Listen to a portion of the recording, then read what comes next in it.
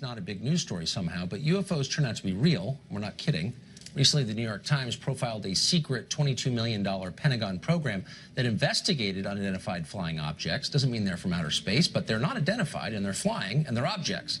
The program wasn't bogus. Investigators found multiple aircraft encounters they could not explain, and they've even been storing metal alloy recovered from the vicinity of these encounters. Leslie Kean wrote about this in the New York Times, that piece in question, and she also wrote a book called UFO Generals, Pilots, and Government Officials Go on the Record. She spent years investigating UFOs with the support of former Bill Clinton Chief of Staff, by the way, John Podesta. Leslie Kean joins us tonight. Leslie, thanks for coming on. Thanks for having me, Tucker. So that piece, I think, vindicated a lot of work that you've been doing for an awfully long time, and certainly got my attention, and I've stopped making fun of people like you and started paying attention. This seems like a huge story. So I know that it's vast and hard to sum up, but if you could just briskly tell us what we think we know about these sightings. Well, we do know that there are objects in the sky and sometimes in the water that demonstrate extraordinary capabilities that experts say we don't have on this planet. We don't have the capability of creating the kind of technology that, or apparent technology that's been observed by high-level officials for many, many decades. The Pentagon program is the most recent discovery, but these things have been studied in other countries and by our country for many years.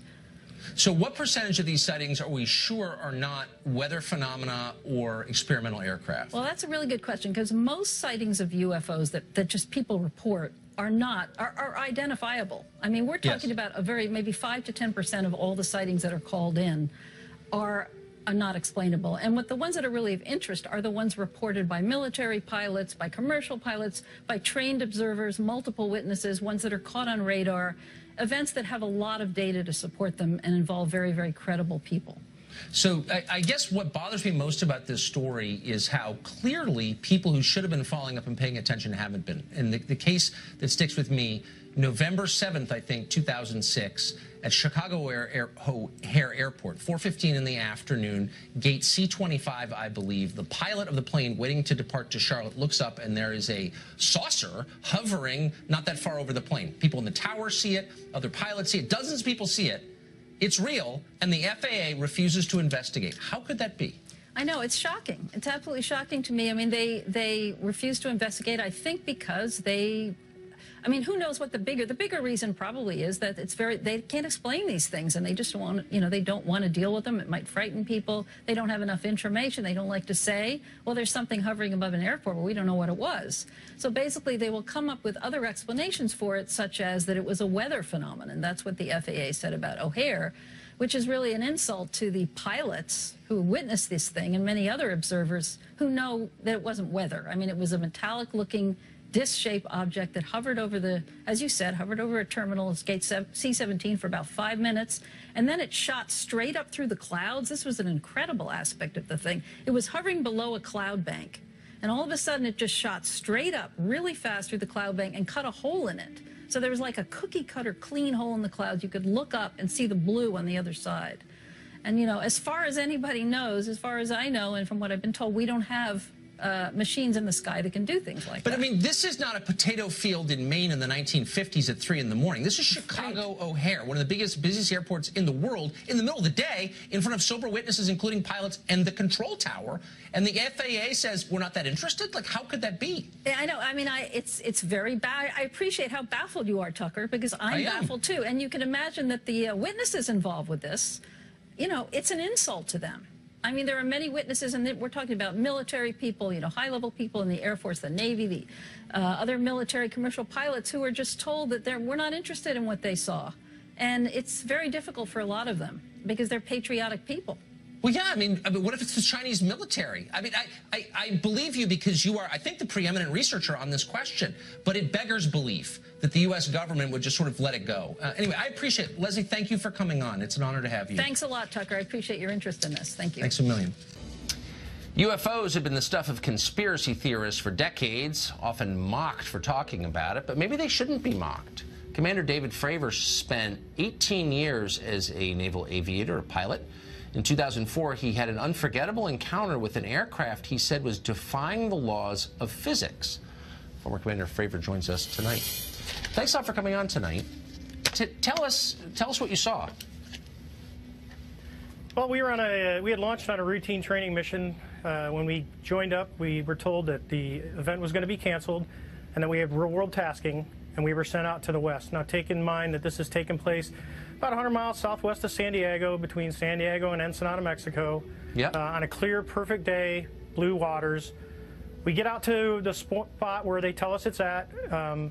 We start looking around, and both airplanes see a disturbance in the water and a white 40-foot long tic-tac shaped object just hovering above the water, going forward, back, left, right. There's no rotor wash, there's no wings, nothing. So as we drive around in a clockwise flow, we get to about the 9 o'clock position, and I said, well, I'm going to go down and check it out, and the other jet is going to stay high. So as we go down, when we get to the 12 o'clock position, it starts to mirror us. So it's in a clockwise flow, and it's on the opposite side of the circle from us. And we continue this. It's in a climb. We're in a descent. We're getting a great look at it. This whole thing takes about probably up to 5 minutes from the time we show up. I get over to the 8 o'clock position. It's at about the 2 o'clock position, and I decide I'm going to go and see what it is, and it's about 2,000 feet below me. And I cut across the circle, and as I get within about a half mile of it, it rapidly accelerates to the south in about 2 seconds and disappears. What would you estimate the speed? Oh, well above supersonic. It like a bullet out of a gun, it took off. So from what you know about aerodynamics, mechanics, physics, should this be possible, what you saw? Not with the technology that we have today. Not at all. Even now, even 13 years later, is there anything that you know of capable of this kind of behavior? No, there's nothing I know of. I mean, when we saw the video with the IR, it has no exhaust, no discernible things of anything form of propulsion. And this thing came from a dead hover over the water, just kind of moving around, to a climb up to about 12,000 feet to rapidly accelerating away in a climb, and in less than 2 seconds it was gone. And you figure you're talking 50 miles of visibility, and you can easily see an object that size easily out to 10 miles, and it just disappeared in seconds. What would be the effects on a human pilot of the G-forces involved in that altitude change? Well, the altitude wouldn't be bad. It would be the acceleration of the object. That's right. Honestly, I wanted to fly it. Yeah, but, I bet. Talking to some physicists, they don't think the human body could handle that kind of force with that acceleration. It doesn't sound like the human body could. So bottom line, what do you think this was? I believe, as do the other folks that were on the flight when we visually saw it, that it was something not from this world. When presumably you expressed that belief to your superiors, what did they say? Actually, we caught a lot of grief getting back to the boat, and it got passed off as an event that no one could explain. Now, keep in mind, they had been tracking these for 2 weeks prior to us seeing it, and this was the first time that manned airplanes had been airborne when the objects appeared.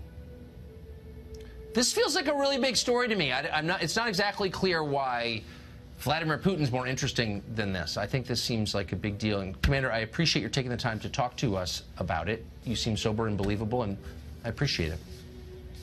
Why, thank you very much, Tucker. Thanks.